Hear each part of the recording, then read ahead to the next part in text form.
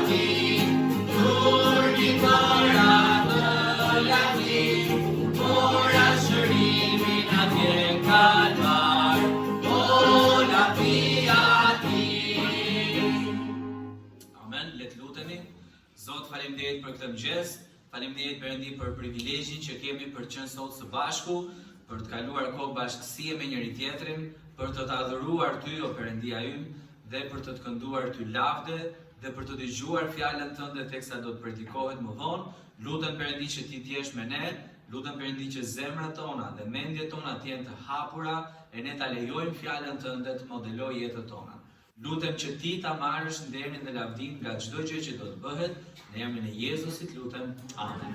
Mund t'uleni, kënga tjetër, kënga me numrin 50, kënga Ti je i denjë.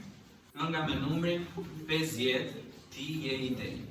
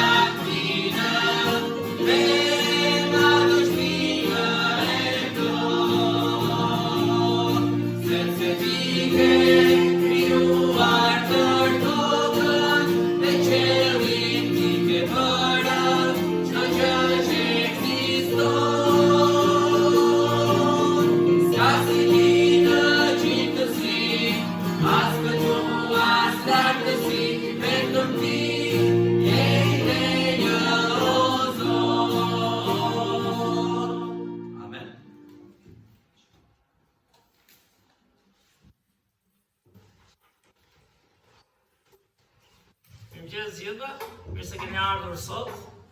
Dhe falenderojmë Zotin për ditën e diel.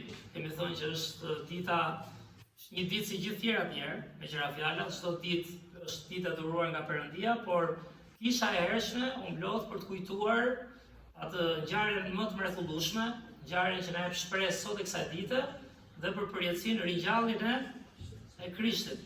Dhe jo pa qëllim kemi thënë, jemi në vitin 2025, pikërisht pas kësaj ngjarje dhe për mua nuk ka qenë javë lehtë, fakt kanë qenë 2-3 muaj goxha të ngarkuar, por prap fjala e Zotit këmbgul që ne të përballemi duke ditur se jemi shumë përkohshëm, të përballemi duke ditur se në këtë jetë jemi të humbur, sido që ta luajmë këtë jetë, por në fund, nëse ne gjejmë Krishtin, edhe besojmë ringjalljen e tij, ne do kemi shpresën e jetës përjetshme. Unë falenderoj Zotin për këtë kishë dhe shumë kisha që janë shpëtuar me anë të gjakut të Krishtit, që adhurojnë Zotin dhe siç po flisja me një vizitor sot, do ta prezantojmë dhe atë, vim për të ndaluar, për të pranuar që ai është Perëndi dhe për të themi inkurajuar Zotin që dalim dhe të jetojmë çdo ditë sipas fjalës së Perëndis. Ky është një takim i beguar se ne mblidhemi dhe adhurojmë bashkë, mësojmë, por mos harroni, jeta ku ne mundemi,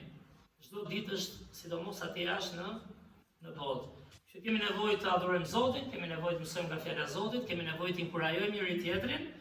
Dhe sot kemi 2 vizitorë, të cilët njëri është pikërisht Danieli, se më kujton Daniel tani. Unë kam një të keq që i them se sa shoh njëri pak, shoh ca minuta, më duket si një orë. Po tani më kujtova ku ti ngjan ti, po nuk besoj nuk e njeh. Kështu që mund ngrihesh këmbë Daniel, ti japim dorë trokitën Danielit. Është djali i Florit edhe lavdi Zotit që e ka sjell. Danieli është besimtar në Krishtin. Dhe sa kemi programin e fëmijëve po flisja që kishim, kujtuam që kishte qenë fillim kish, kur ishte i vogël apo jo, ka pasur një shkëputje. Dhe tash ja çfarë bekimi kur je fëmijë merr një far, gjon diçka dhe ka një ditë që mund të rikthehen, që ne nuk duhet të humbim kurrë shpresën, edhe te fëmijët dhe tek të rinj dhe kur gabojnë, me shpresë se një ditë ta gjejnë Zotin. Edhe po e ka me Krishtin ton, çka kemi thënë, nuk ta merr dot njeri, se është i yti. Shpëlimi Zotit për Danielin. Edhe kemi edhe një vizitore, që është shoqja në shkollë këtë temi, apo jo? Për të parë besoj? Emri? Katie. Me të, Katie. Mirë, të jam dorë trokitën e Katie. Falenderojmë Zotin dhe për ty Katie, që ka ardhur edhe bekim. Mirë, atëherë do lutemi edhe do vazhdojmë më pas me këngë të tjera. Kështu që le të lutemi së bashku. O Zot, falenderoj shumë o Perëndi. Falenderoj shumë për ditën e diel o Zot, që është një ditë ku ne ndalojmë o Perëndi, ndalojmë nga punët tona, ndalojmë nga jeta jonë e përditshme o Zot, ndalojmë nga ato ëndra që kemi, nga ato aspirata, ndalojmë nga ato sprova, dhe vim o Zot, pranojmë që ti je Perëndia. Vim o Zot, pranojmë që ti na ke krijuar, ti na solli këtu, ti ke një plan për ne o Zot, edhe ti gjithashtu ke siguruar përjetësi për ne. Falenderoj Perëndi për ata që e njohin Krishtin dhe që e kuptojnë vërtet çfarë sigurove për ta. Të lutem për ata që janë pa Krishtin o Zot. Kenë mundësi o Perëndi të njohin të vërtetën përpara se të jetë vonë. Na jep inkurajim o Zot në këtë shërbes, beko 2 vizitorët që kemi sot, Danielin dhe Katien o Zot. Falenderoj që gjetëm kohën të vinë, prek mendjen, zemrat e tyre bashkë me ne o Zot, të dalim prej këtu të inkurajuar dhe me një qëllim shumë herë më të madh nga qëllimet tona të përditshme njerëzore o Zot. Beko Perëndi edhe fëmijët që përmenda, rriti o Zot. Falenderoj për gjithë atë staf, gjithë ata të rinj, të rritur që janë vullnetarë dhe duan të jenë bekim për këta fëmijë. Ndihmoj të mësojnë edhe gjithë ta nga shembulli i Krishtit, nga dashuria o Zot, nga inkurajimi, nga sakrifica për këta fëmijë, që ata një ditë mos të heqin dorë nga besimi o Perëndi. Beko të rinj, të rriturit, gjyshrit o Zot, jepi shpresë deri në fund, me ty ka shpresë o Perëndi deri ditën e fundit të jetës. Na përdor, në emrin tënd shmuar lutemi. Amen.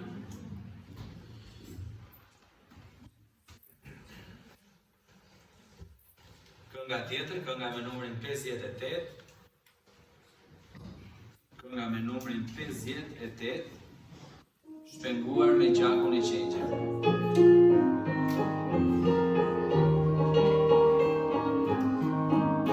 Shpenguar me gjakun e qenjër,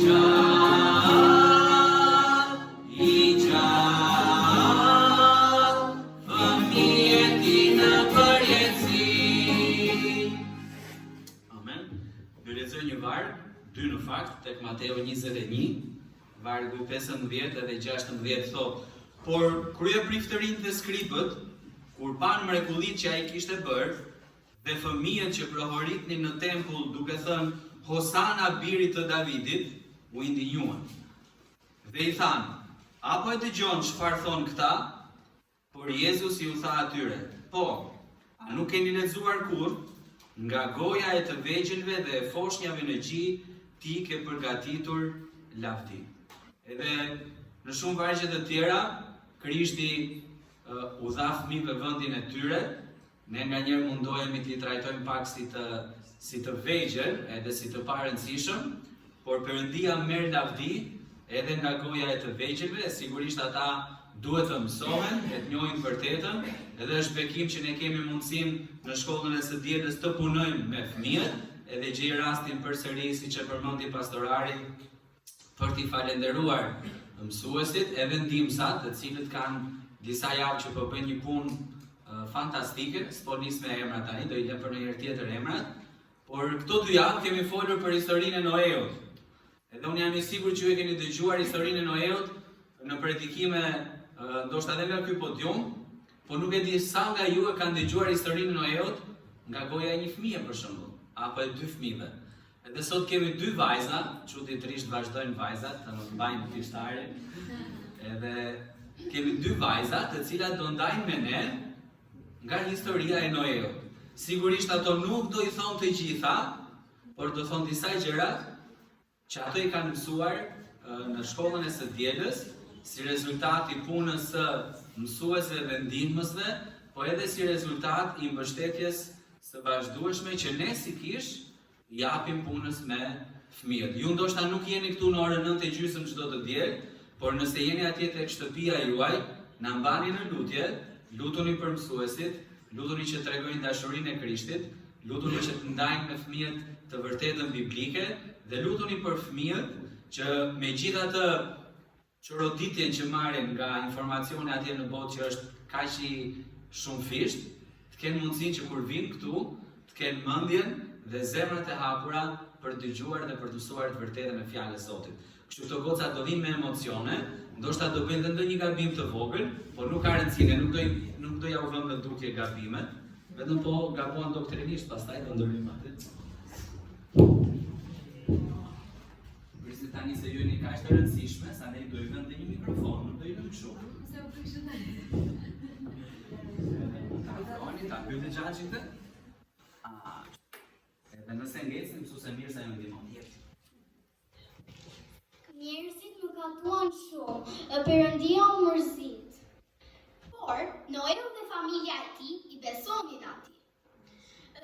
Dhe Perëndia vendosi të përmbys botën. Noeu ndërtoi një varg. Në varg, Perëndia i tha Noeu të fuste kafsh një femër dhe një mashkull. Ndodhi përmbytja. Dhe Noeu dhe familja e tij shpëtuan, gjithashtu dhe kafshët. Perëndia tha një premtim. Premtimi i tij ishte që botën nuk do ta përmbyste më kurrë dhe simboli që do ta tregonte atë ishte ylberi.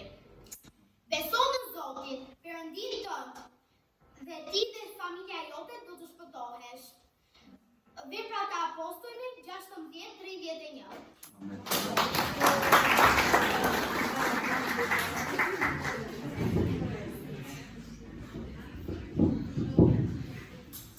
Po vazhduam kështu do na zëm podiumin pastaj.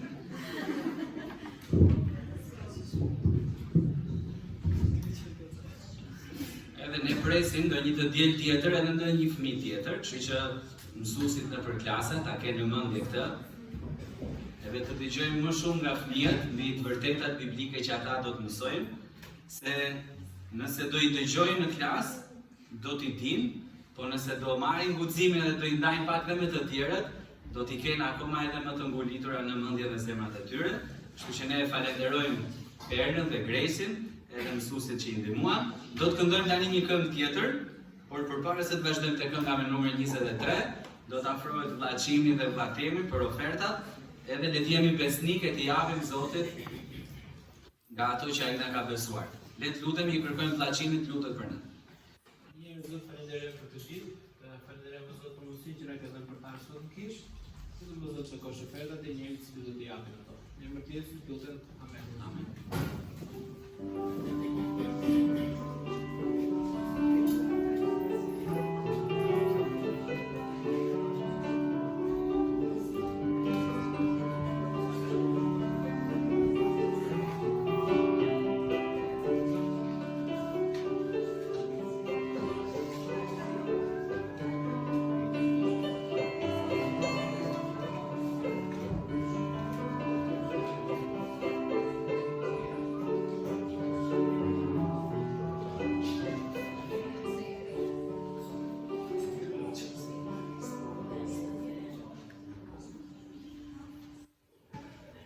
Vazhdojmë me këngën tjetër, kënga me numrin 23, O burim bekimi eja.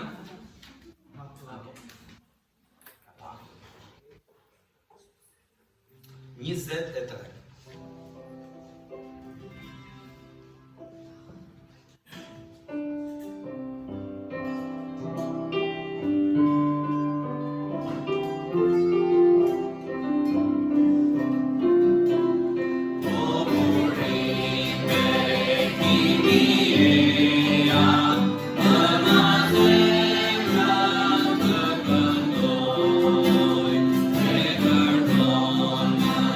She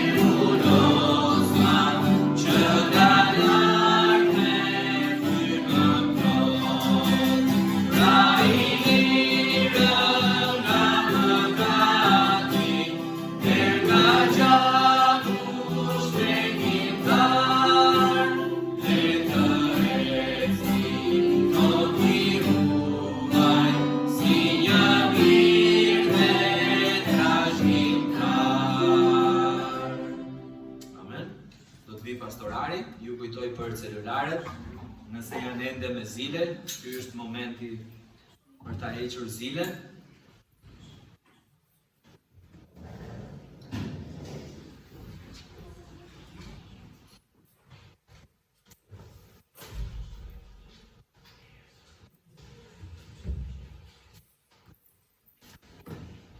Le të lutem edhe një herë që Zoti na kapi jo vetëm mendjen, po edhe frymën për të kuptuar të vërteta frymërore. Zot, falenderoj edhe një herë për këtë privilegj që kemi o Zot vim para Teje, që kemi të hapim këtë libër që është i përjetshëm o Perëndi. Vari thahet, lulja e fishket, ne kalbemi o Zot për fjala jote mbetet përjetshme. Që unë falenderoj o Zot që na dhe këtë privilegj të vim, të dëgjojmë, edhe prek mendjet edhe zemrat tona o Perëndi, që të kuptojmë vërteta që nuk i mësojmë në botë o Zot. Dhe të jemi për shpirtin tonë, fundgjin paqen, gëzimin, shpresën që ti na jep. Në emër të Krishtit lutem. Amen. Sa herë që lexoj nga Bibla për fëmijët, shmanicë në fakt, se çfarë thot Krishti gjithmonë më shumë, bëjnë sens fjalët që Jezusi tha, i lini fëmijët e vegjël të vinë tek unë, sepse për të tillë është mbretëria e Perëndis. Dhe një gjë tjetër që tha është, po nuk u bët si këta fëmijë të vegjël, nuk do të hyni në mbretërinë e Perëndis. Dhe kjo ka të bëjë me besimin, ka të bëjë që ndonjëherë, jo ndonjëherë, po nga jeta, ne sa më shumë rritemi, aq më të kujdesshëm bëhemi, apo jo, por bëhemi më të sofistikuar. Është e vërtetë si mendoni. Ndoshta ruajmë veten më shumë, por bëhemi më sofistikuar, kuptojmë më shumë, dim çfarë ka jeta më shumë, edhe ndonjëherë bëhemi më egoist. Kjo ndodhi edhe me Adamin dhe Evën, kur ju hapën syt aty ku s'duhet, apo jo, se nuk ju bindën fjalë e Zotit, filluan të shohin gjithçka me një herë. Dhe kjo ndryri direkt në egon e tyre, në zemrën e tyre, dhe filloi shkatrimi në fakt. Filloi familja e parë në shkatrim, ajo që po shkatrohet sot e kësaj dite, fuqishëm është familja. Ndodhi vrasja e parë, jo e armikut me armikun, ose shtetit me shtetin, por ndodhi vllajt me vllajin, dhe është totalisht shkatrim dhe mashtrim i djallit. Prandaj Krishti këmbgul, kur vim ke fjala e Zotit, të dëgjojmë si një fëmijë, që ta beson edhe atë prallën. E keni parasysh? Po pralla, dihet zakonisht prallat janë për të mësuar të vërteta jetë. Por fjala e Perëndis sigur që nuk është prallë, sepse është libri i parë i historisë. Është libri që bën sens edhe sot, edhe është libri që besoj e vërtetohet në jetën tona. Ndryshon edhe zemrat dhe jetën tona. Kështu është bekim i madh vim ke Bibla, ndërsa ka qenë jo gjithë jemi në fazat njëjta të jetës, një gjë është e sigurt, që vdekja është çdo ditë përpara nesh. Statistika këmbgul që çdo një sekond 2 veta largohen nga kjo botë. Kush merret me kompjutera, me statistika, ku shikon atë Worldometer, kemi thënë, nëse keni parë, shikoni atë çdo një sekond largohen nga jeta 2 persona. Dhe këtë periudhë mua, po dhe disa nga ju, na është dashur disa herë shkojmë në për varrime, funerale, dhe folëm pak javën e kaluar, se si Zoti do që ne të përballemi me realitetin e vdekjes dhe të jetës. Dhe një gjë që më bën përshtypje, sa herë shkoj tani si më i rritur, është çfarë? Që atje mbretëron vdekja. Kur vjen dita e fundit e jetës, atje ku shkon, unë ne ishi për natë dritën, disa nga ju patën mundësi të vinin, aty ishte pranë varrosur babai i Erit, para pak kohësh, para një muaj e ca ishte prapë nusja xhaxhai tim, para 2 muajsh babai im po në një zonë tjetër, dhe sa më shumë shkon atje dhe shikon, kupton dhe njerë që mbretëron, ju keni humbur dashurit tuaj, besoj. Disa mund të kenë periudhë gjatë që nuk kanë humbur ti kë. Si që isha unë dikur në një periudhë të adoleshencë që ishte një kohë nuk ndodhi vdekja. Dhe kur të vinë, fillon me ndonë për realitetin e vdekjes. Dhe edhe njerë, atje mbretëron, kush? Vdekja.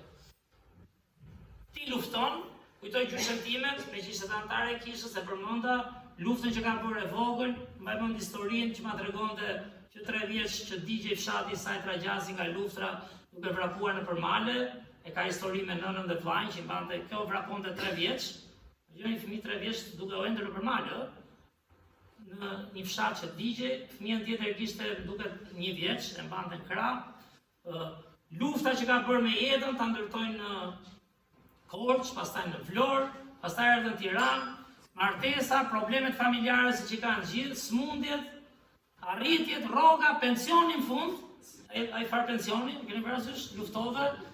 Në fund fare, sido që lufton, dhe pa besim, është interesante, është shpreha e famshme që jeta është luftë apo jo. Nuk e thon kot, jeta është vërtet një luftë që ka fitoren ca betejë, ka ca dasma, ka ca ditë bukura, nëse të dasmat po mbarojnë tani, s'ka më dasma. Ka ca ditë bukura, ka ca festa, ka ca kohë shoqërore, familjare, po ka dhe këto lodhjet, smundjet, mosarritjet që përpiqem t'i kemi një jetë dhe në fund fare, vdekja fiton. Për jetën toksore është vdekja që mbretëron. Dhe e kemi parë dhe vargjet, nuk e di a e mbani mend, por do shohim një varg. Nuk punon. Edhe di s'ka gjë. Pjasën ati monanti ose dikush njëri atje. Por kisha një varg aty në fakt. Kjo ishte ajo që folëm pak janë e kaluar dhe po themi një skem që tregon njeriu jeton këtë jetë dhe në fund fare ka një boshllëk, ka një humner, ka një ndarje.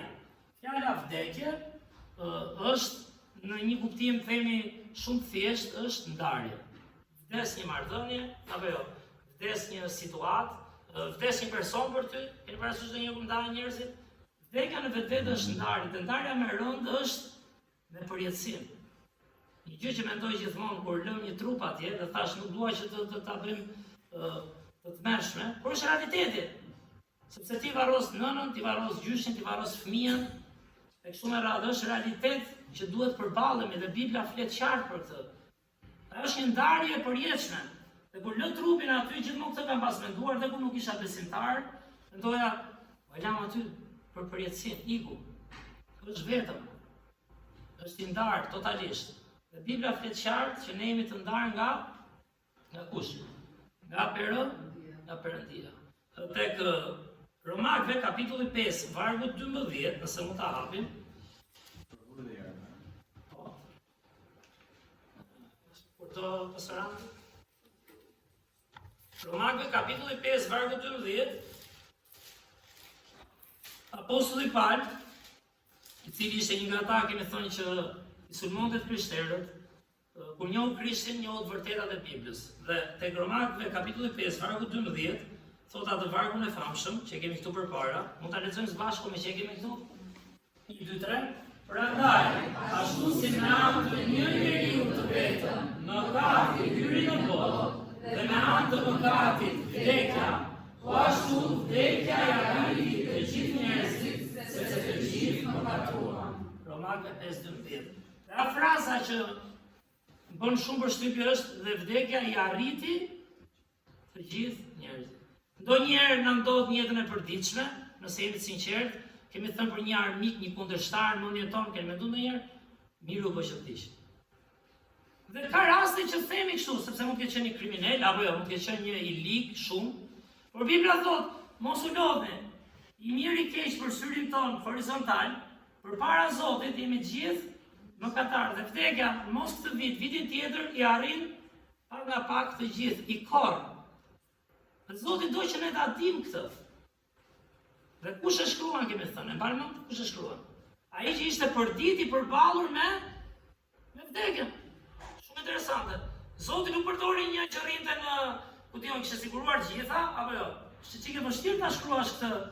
Kur je duke gjëmuar gjërat e jetës, një shtëpi më të mirë, kushte më të mira, rroba më të mira, punë më të mirë, ushqim më tepër, ushqime më të mbara dhe sa më shumë, siç gjithë ndonjëherë kemi qenë, nuk janë gabim këto, por këtë e shkruan një njerëz që ndodhej pikërisht në këtë situatë, njerëz që sulmoi çdo ditë sepse ndante ungjillin e Krishtit, një njerëz që urra, njerëz që u godit me gur, njerëz që u la 3 herë si i vdekur, njerëz që u burgos dhe një pjesë të letrave i shkroi nga burgu, pra shumë interesante kë përdor Zoti. Bibla është një libër kaq i vërtetë dhe kaq real. Sa që ai që shkruan këtë çfarë tha ndonjëherë, nuk ishte një që rrinte nga zyra me kondicioner, dhe kishte të gjitha, por interesante, Zoti përdor qeshën sa, na duhet të kondicioneri edhe kish. Por ishte një njerëz që përballej çdo ditë me vdekjen. E di pse? se e dinte që një ditë do t'iknim nga kjo jetë. Dhe e dinte që pothuajse të gjithë njerëzit janë të humbur. Gjithë njerëzit, sido që ta luajnë këtë jetë, vdekja do t'i arrijë të gjithë. Dhe Pali sigurisht nuk ishte aq i mençur, mençurinë e jep te Zoti, e vërteta e Zotit, përballja, lufta që bëri me Perëndin, nëse mbani mend, dhe ai këmbulte në besim, por gabonte sepse ai kishte një pjesë të librit të Perëndis, por është ajo që kemi thënë nga historia e Martës dhe Marisë, përmendëm pak, nuk kishte praninë e Zotit. Ai kishte një fe, ai kishte një dhjetë vjetër, por ai nuk kishte praninë e Zotit në jetën e tij, dhe prandaj bënte edhe gabime. Po kur njohu Krishtin, e kuptoi që vdekja do t'i arrinte të gjithë. Jo vetëm ata që ai vriste, por do të vinte edhe tek ai. Dhe Zoti e inkurajon dhe i thot pikërisht këto fjalë. Por çfarë është kryesore në fakt, është çfarë? Që ai kuptoi, dhe fjala e Perëndis na mëson që për humbjen që ne kemi në fund të këtij jetë, djalli është armiku ynë. Është shumë interesant, do të ngulge kjo, sepse ne bëjmë armiq njerëzit, ne bëjmë armiq njëri tjetrin, ne bëjmë armiq situatat, dhe humbim kush është armiku në fakt. Si të për Covid, mbani mend, ai armiku pa dukshëm i thoshin. Ai armiku pa dukshëm është ai armiku që nuk na vdes vetëm trupin, por na vdes edhe atë shpirtin që ne kujdesemi zakonisht më pak. Sa kohë kalojmë ne duke ushqyer me fjalën e Perëndis? Sa kohë kalojmë ne duke u medituar mbi fjalën e Zotit? Sa kohë kaloj unë dhe ti duke pasur shembullin e Krishtit në atë që bëjmë për ditë? Këto janë gjëra frymërore. Sa kohë kalojmë duke u inkurajuar në gëzimin, dashurinë, shpresën? Dhe sa kohë kalojmë puna, zgjidhim situatat, për Zotin zgjidhim dhe Zoti ta na ndihmoj, por ndoshta kemi ndonjëherë një shkëputje nga prezenca e Perëndis. Dhe Zoti, ai që më ka pëlqyer në fjalën e Perëndis dhe që më ka ndihmuar të bëhem dhe besimtar është, Bibla flet për një marrëdhënie me Perëndin. Si ta njohim atë, të dim kush jemi, pse dështojmë dhe çfarë kërkon Zoti. Zoti erdhi në fakt që na shpëtoi dhe erdhi që të brenda banoj, thot Bibla, në ne. Megjithatë tek Efesianëve kapitulli 6, nëse mund ta hapim, Efesianëve kapitulli 6, janë vargjet 10 deri në 12. Zoti do e di që kemi bërë para ca kohësh kapitullin 6, luftën e besimit. Perëndia do që ne të kuptojmë edhe një herë, nuk kemi një luftë për një jetë më të mirë. Nuk kemi një luftë. Lufta e vërtetë është kundër djallit dhe pushteteve të tij të errësirës. Tek Efesianëve kapitulli 6, vargjet 10 deri në 12, është po apostulli Paul që shkruan, dhe thotë: "Së fundi, vëllezërit e mi, fuqizoni në Zotin dhe në forcën e pushtetit të tij.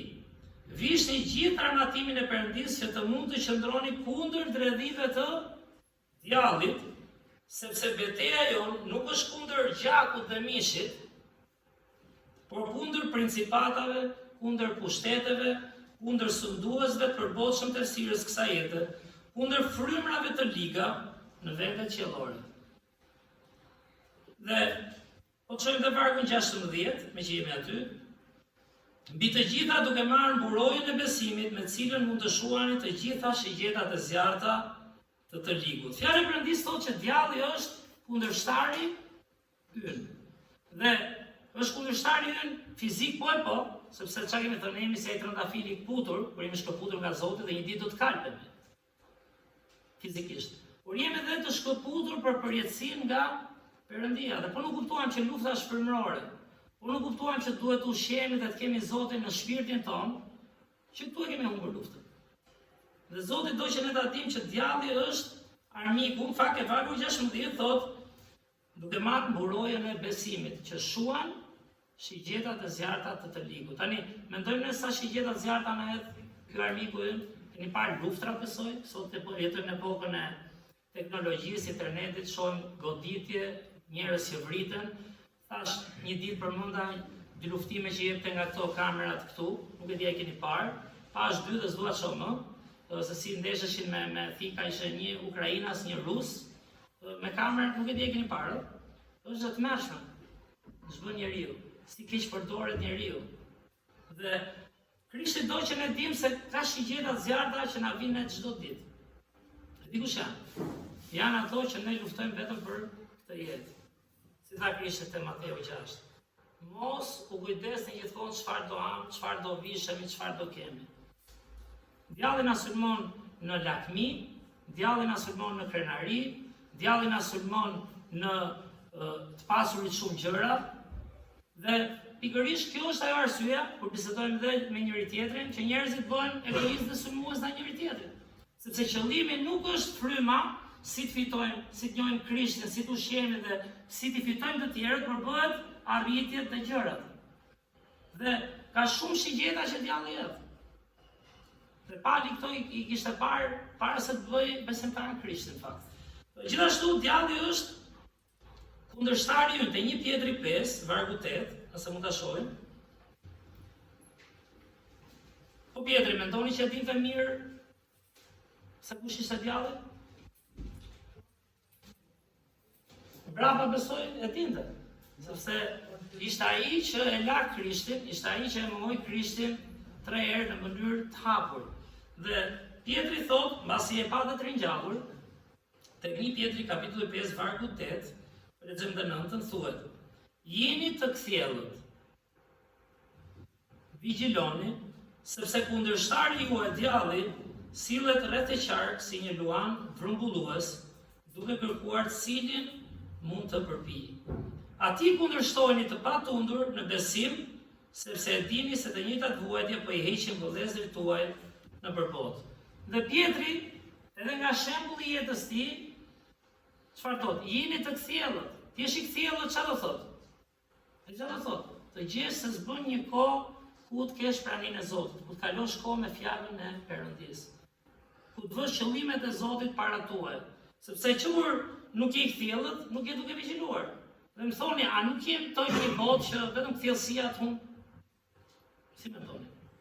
A jetojmë një botë rrëmujshme, një botë shpejt, një botë ku sulmohemi gjithkohën fatkeqësisht. Prandaj ndonjëherë duhet të heqim ca aspirata. Ndonjëherë duhet të heqim disa arritje të nesërmes kur nuk jemi sot me Zotin, sepse te Jakubi çfarë thot Bibla? Ku e dim ne çfarë do sjellë nesërme? Kush mund të thonë nga ju sa plane keni bërë personale? E di që disa ecën më mirë plane se disa, dhe është mirë të përgatitesh, por sa plane kemi bërë dhe na ka ndryshuar? Po apo jo? Sa ke menduar të shkoj kështu, por s'ka shkuar. Ne nuk e dim çfarë do sjellë nesërme. Prandaj Zoti sot thot: adhuro Zotin sot. Kënaqu me bukën e përditshme sot. Inkurajo dhe duaj njerëzit që ke sot. Dhe kërko të bësh planet dhe vullnetin e Perëndis, të ndash fjalën e Zotit, ti je shembull i Krishtit. Ne kemi një temë mrekullueshme këtë vit. Krishti modeli ynë. Sa ecim ne si modeli i Krishtit? Sepse fjala këmbul, ruajeni nga shigjetat e zjarrta të ligut, duke marrë mburojën e kujt? Po çfarë është besimi pra? Siguria e gjërave që shpresohen, bindja e gjërave që nuk shihen. Ne kemi nevojë të besojmë pak fjalën e Zotit dhe jo vetes tonë. Vetja jonë na merr qafë. Vetja jonë je ti, jam unë. Çfarë kemi thënë? Gjithë bota ka mendje, gjithë bota ka zgjuarsinë e vet, gjithë bota ka planet e veta dhe aspiratat, por humbi se nuk kanë praninë e Zotit. Dhe ne kemi nevojë të besojmë dorës Perëndis, që të shohim fitore që ja dalim me Perëndin, jo me mençurinë tonë. Qofse jemi në fuqinë tonë, vdekja mbretëron. Ne jemi sklever të mëkatit dhe të vdekjes në fund. Dhe prandaj fjala e Zotit, Pali dhe Pjetri këmbulin. Kujdes, armiku jon është djalli. Shigjetat e djallit janë gjëra egoiste dhe lakmitare, vetëm për arritjet tona. Ne kemi nevojë të shohim fakt duke vigjiluar fjalën e Perëndis edhe në adhurimin e Zotit. Gjithashtu tek 1 Gjoni 2, kapitulli 15 dhe 17, diçka që djalli përdor, çfarë është? Okej, armiku kryesor kush është ta?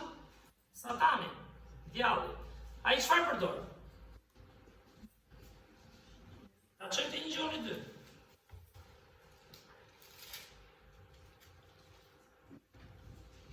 Thuhet te vargjet 15 deri në 17, mos e doni botën as gjërat që janë në botë. Nëse ndokush do botën, dashuria e Atit nuk është në të.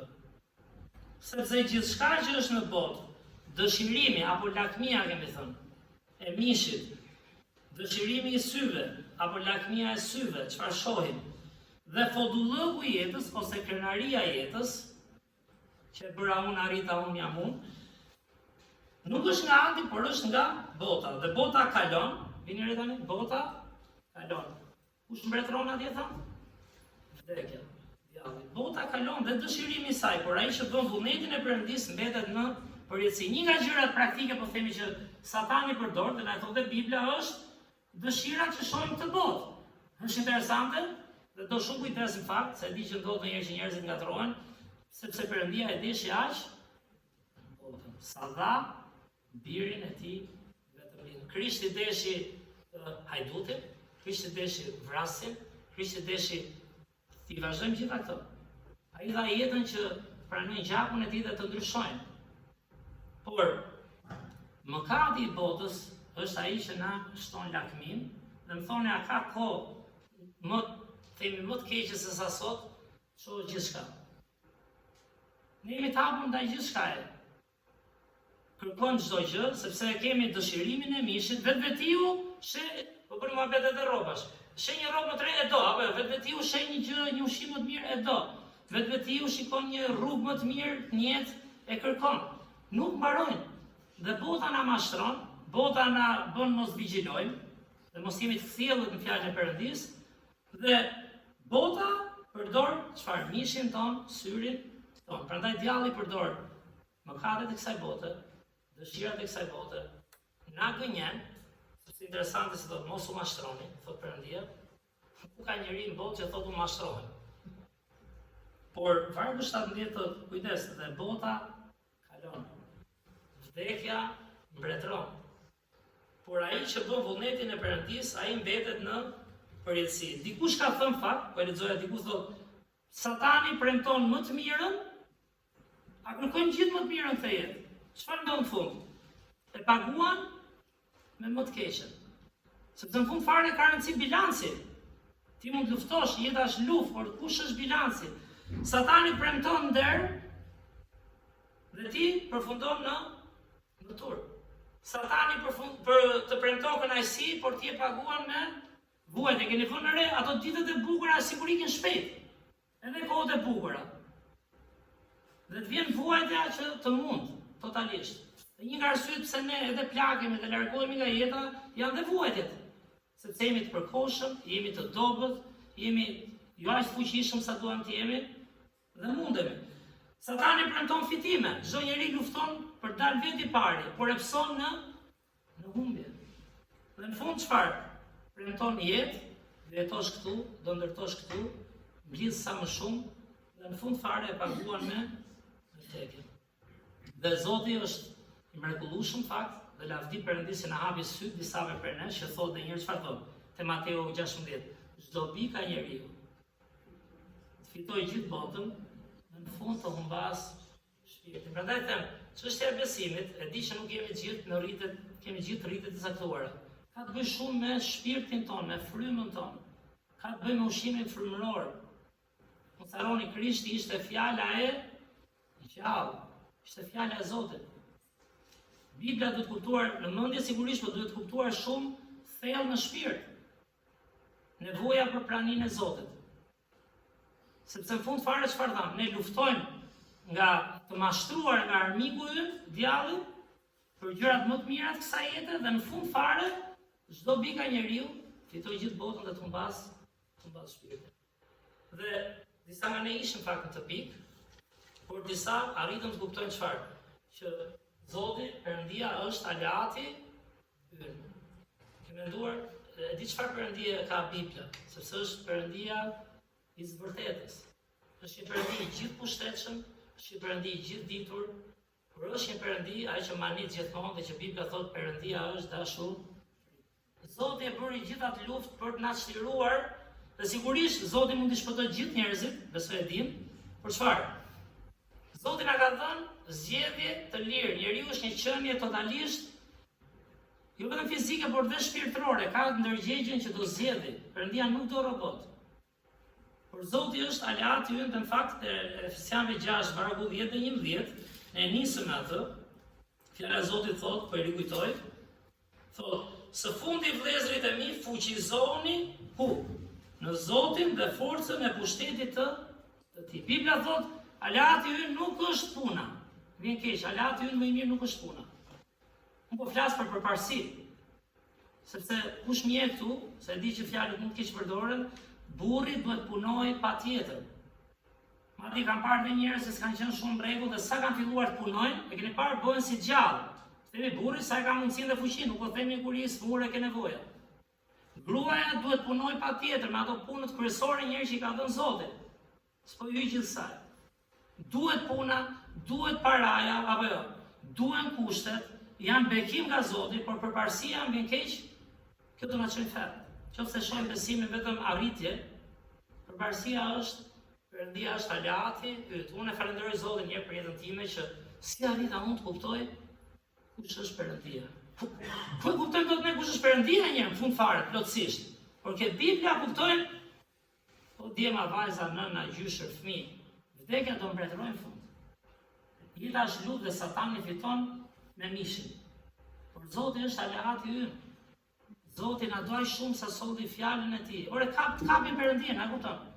Perëndia do të ndihmoj të kapësh dhe një vllan krish, një motër, familjen që ke, po mos humb praninë e Zotit.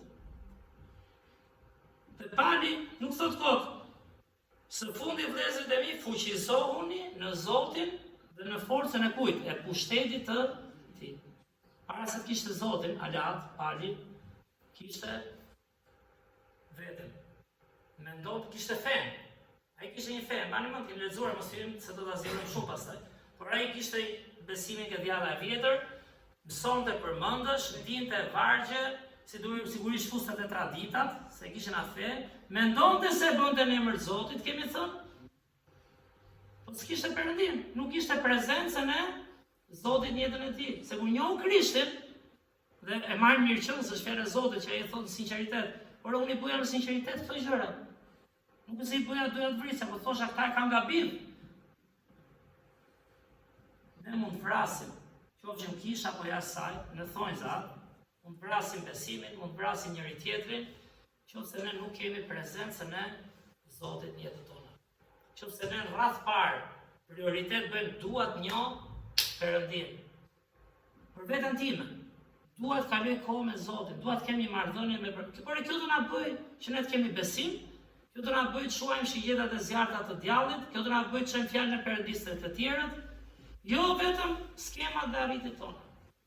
Dhe prandaj thot Pali, o vëllezër, së fundi vëllezërit e mi, kur i shkruan letrën Efesianëve, që e përmbyll, çfarë thotë? Fuqizoni në Zotin dhe në forcën e pushtetit të tij. Dhe pastaj vishte gjithë armatimin e Perëndisë që qëndroni kundër dredhive të djallit.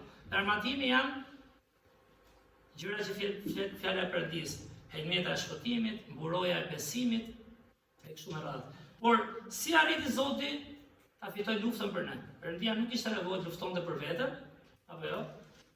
Perëndia e dinte që se ja kishte thënë Adamit dhe Evës, na thotë ne njerëz po luftuat për këtë jetë, paga e mëkatit është vdekja. Vdekja mbret të ron. Por ke nevojë të fitosh jetën e përjetshme në Krishtin. Ke nevojë, çfarë po thosh me fjalë tjera? Ti ke nevojë të bësh i drejtë. Po çfarë dish Krishti?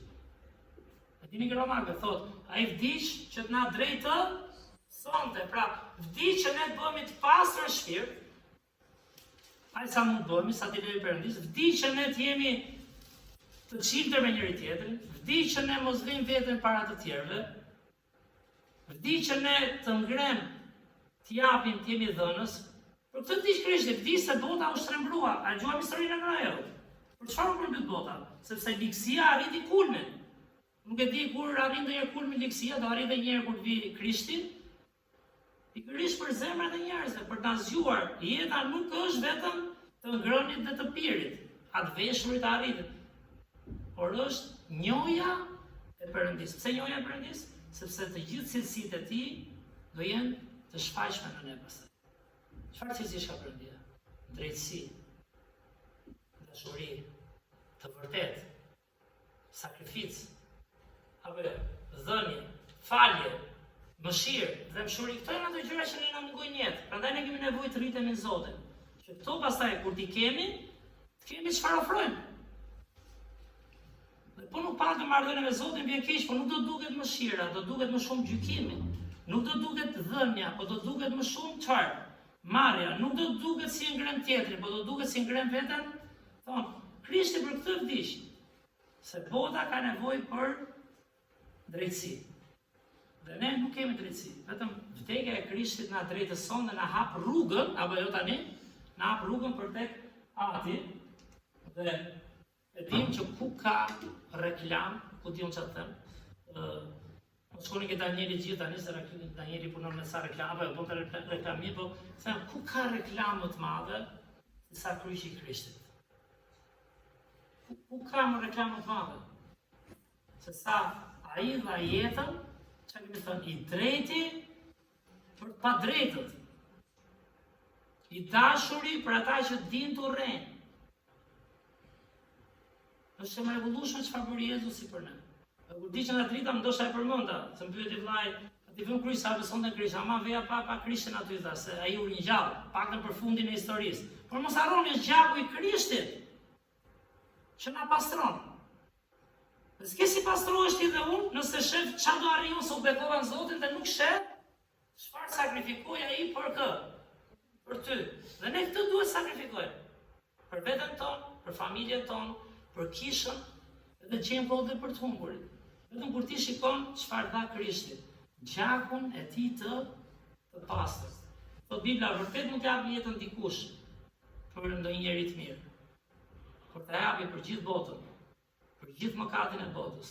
Dhe në kohën e Noeut, bota ishte e ligë, Perëndia siguroi atë arkën, dhe njerëzit çfarë bën? U tallën. Mbani mend historinë e një Noeut. Ama ata besuan. Nuk e di, Noeu i laca punë, sigurisht hëngën ata, ndoshta mbollën më pak. Se që të bëj arkën apo jo, që të bësh arkën e madhe, çfarë arkë e madhe që ishte, do fusi gjithë ato kafshë. Si mendoni ju, nuk i laca punë të përditshme po apo jo? Mbase jo, nuk e di, po unë mendoj që i laca gjëra. Nuk mbolli 20 hektar, Aziz, po mbolli 1 hektar. Ndoshta hëngri më pak. Ndoshta kaloi më pak kohë, si duam të ne ato qeve tona. Por u mor me arkën, se ishte një arkë e madhe, dhe i besoj fjalës së Perëndisë se do vi një ditë kush? Përmbytja. Po kujdes, ata për ju që e dini, mos folni se e pastor. Bravo. Çfarë kishte interesante kjo përmbytja? Çfarë kishte? S'kishte rë? Tha gruaja e tij. I ke borxh një 2000 lekë shkak. Nuk kishte rënë ende shira, kuptoj apo jo? Ai duhet thoshte, do bika shi, ja radhë shiu, do na përmbys nga gjithë. Edhe do vdisken, çfarë thonë? S'ka më shi kur. Pra një lagështirë, apo jo? Bibla flet për një lagështirë, kushtet përsosura deri diku para se të mblodhte mëkati në fakt. Dhe ai duhet besonte që do vi përmbytja, do vdes. Dhe çfarë bëri? Duhet ishte patjetër dorë nga ca gjërat të përditshme. Do duronte edhe talljet, sepse ata tallesh kur kalonin komshin, miqt, aty për sy njerëzor ishte tamam budalla, çfarë bën ora? Ç'është kjo ark kur s'ka shi? Por ky është besimi pra.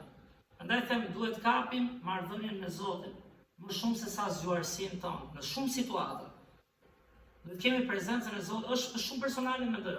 Mos e merrni, unë jam pastori, po ndaj këtë fjalë. Kjo është për zemrën time dhe tuaj, është shumë personale. Një gjë manice që kanë baptistët, me që fola me një dje, dhe isha me qimin, është liria e shpirtit. Në kuptimin, kemi shumë interes ta kuptoj personin. Jo thjesht thot kisha bindu kështu, ka nevojë për punë, ka nevojë për luftë, ka nevojë për lutje, ka nevojë për shembull, që në fund fare ti ta kapësh besimin tënd të Krishtit. Dhe Noeu dhe familja e tij gjuan gjitha për ndan mendjen, ora ne do i besojmë Zotit. Dhe Perëndia i bekoi. Dhe kështu është dhe me Krishtin. Perëndia është aleati ynë dhe siguroi pikërisht dhe vetëm një shpresë. Kur shkojmë atje në fund, është ne do kalojmë në anën tjetër, shpirti ynë, vetëm nëpërmjet gjakut të Jezu Jezu Krishtit. Lavdi Krishtit, çfarë shpëtimtari, çfarë reklame, pra, çfarë bekimi. Po nuk duket bekim nëse nuk kuptojmë këto të vërteta që po lexojmë çdo ditë që ne jemi përballë vdekjes çdo ditë, ne jemi në luftë çdo ditë, ne mashtrohemi çdo ditë. Dhe duhet kapim Perëndin aleatin ton, që na shpëtoi në Krishtin. Janë ca vargje që dua ta mbyll, se nuk dua ta zgjasim të shumë më, por te 1 Pjetri, kapitulli 1, çfarë thot Pietri? 1 Pjetri, kapitulli 1, vargje 18 dhe 19. 1 Pjetri, kapitulli 1, vargje 18 dhe 19.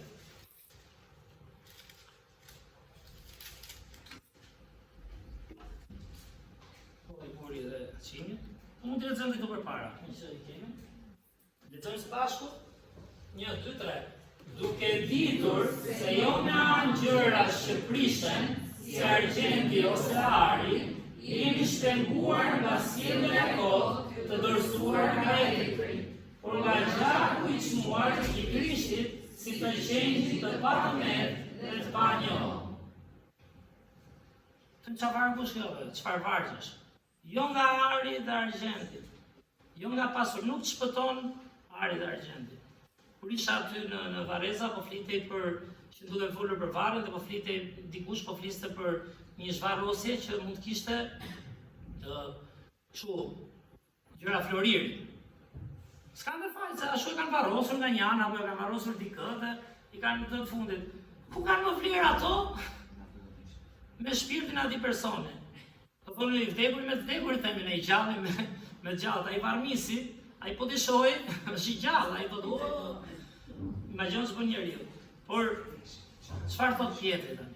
Pietri që pa vdekjen me sy, Pietri që u trem, sepse them, ndonjëherë mendoni kush i thot këto. Aty kupton frymën.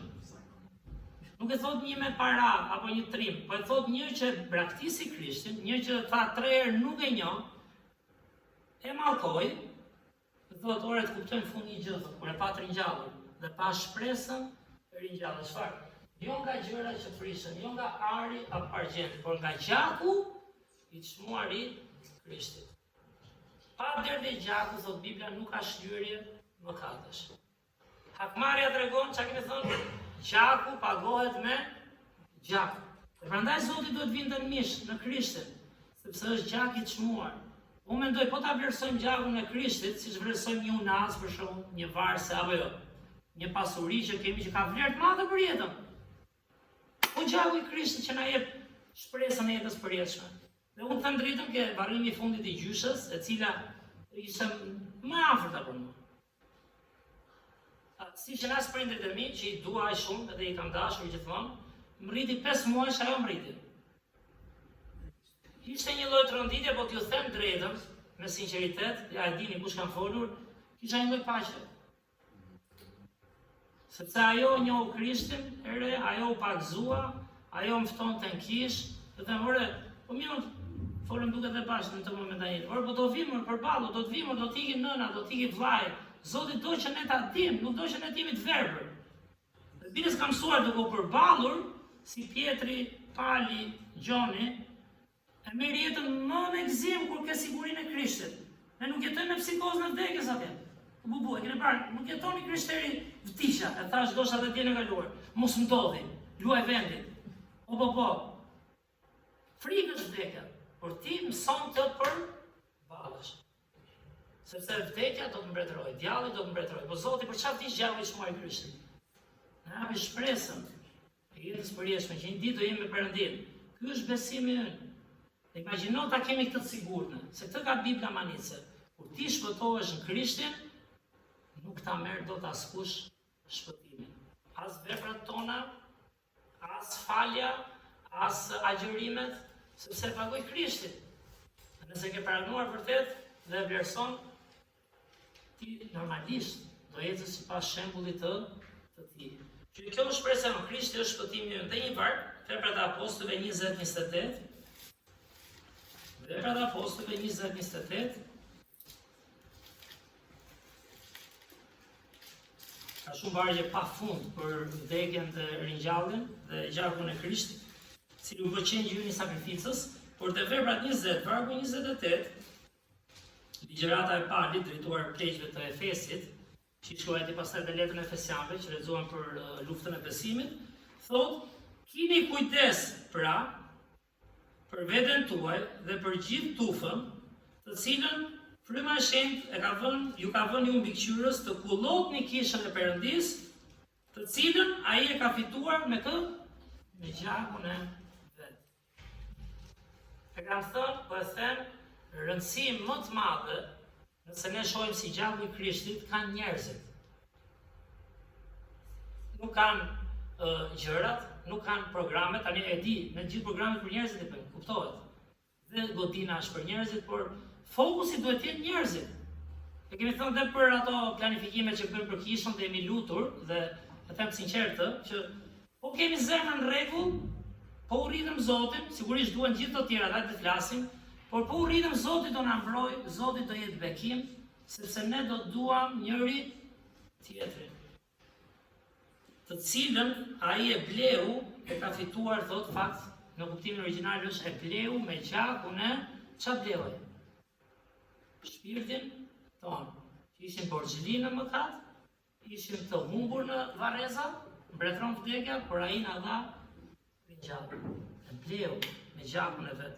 Është manicë se çfarë mund të bëjë Perëndia, dhe po të kemi këtë, prandaj them, po të kemi marrëdhënien me Zotin, besimin e sinqertë të gjakut të Krishtit, dhe që normalisht do ecim si modeli i tij, gjithë të tjerat i kemi shtresë. Çfarë ka Krishti? Shtohet buka, shtohen veshje, do të shtohen nevoja që do i plotësosh, do të shtohen ndoshta si themi në salltanetit, por mos humb marrëdhënien me Zotin. Sepse ajo është shpresa jonë e jetës së përjetshme. Ne kur varroza në Madridën, ishte bekim që me kishën ata që patën mundësi të vinë, kënduam këngën Shpirti im të këndon. Nuk e dija 100%, e dija që kishim dhënë librin e këngëve, kishte marrë në Itali, por mami im duke mos qenë besimtare, tani mbrapa kur kënduam këngët tha, po e merrte librin tha dhe këndonte çdo ditë, i kalonte ato tha. Jo gjithë ditën, sa e shita, aq. Ja, është Majlinda prezente, mami është aty, dhe tha, dhe këtë këngën e kishte qef. Por vazhdonte i kalonte vargjet, aq sa kuptonte. Kishte rënë goxha në ca vite, por unë u knaqa. Thosha lavdi Zotit, ka një këngë për atë shpirtin e saj.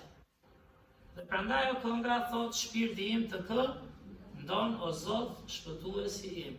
Që le të ecim në Krishtin, jo vetëm do fitojmë për përjetësim dhe mbylla, por kur njohim vërtet atë, edhe kjo jetë do bëhet më bukur, të jeni sigurt, sepse do jesh shumë i plotësuar shpirtërisht, kur je bekim, mundohesh të jesh bekim për tjerët, ndash jo thjesht dhe vetëm fjalën e Zotit, por ndash jetën, ndash sakrificën, ndash luftën e besimit, dhe ti je shtia ai që rritet, dhe ku ka bekim më të madh se sa të rrisësh të tjerë.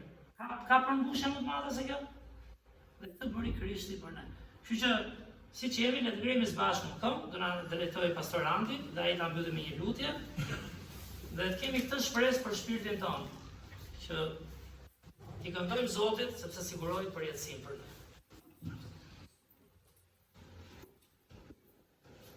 Kënga është me numër 92.